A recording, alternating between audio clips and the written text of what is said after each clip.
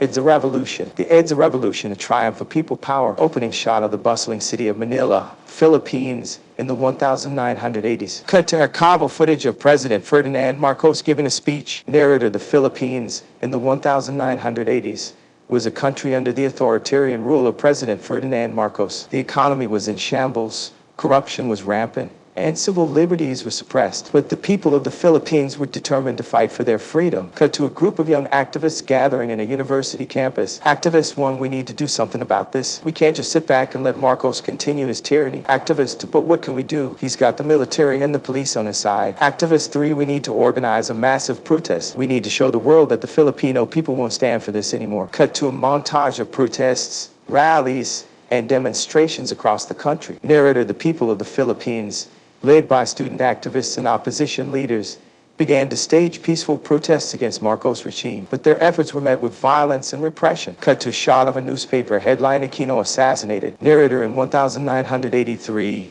opposition leader Benigno Aquino Jr. was assassinated upon his return from exile, which fueled the people's anger and resolve to fight for their freedom. Cut to a shot of the crowd gathered in Edsa. Narrator: and so, on February 22, 1986, a group of military rebels led by Defense Minister Juan Ponce Enrile and General Fidel Ramos defected from Marcos' regime and sought refuge in the Edsa Shrine in Quezon City. Cut to a shot of Marcos giving a speech. Marcos: I will never resign. I am the duly elected president of the Republic of the Philippines. Cut to a shot of the people gathering in Edsa. Narrator: but the people of the Philippines had a different plan. They marched to Edsa, forming a human barricade around the military rebels and calling for Marcos to step down. Cut to a shot of Corazon Aquino, Benigno Aquino Jr. Guess widow, speaking to the crowd. Corazon Aquino: this is not just about me or my family. This is about the Filipino people and their right to be free. Cut to a shot of Marcos leaving the country. Narrator: after 4 days of peaceful protest and negotiations, Marcos finally fled the country, and Corazon Aquino was sworn in as the new president of the Philippines. Closing shot of the people celebrating in the streets. Narrator: the Edsa Revolution was a triumph of people power,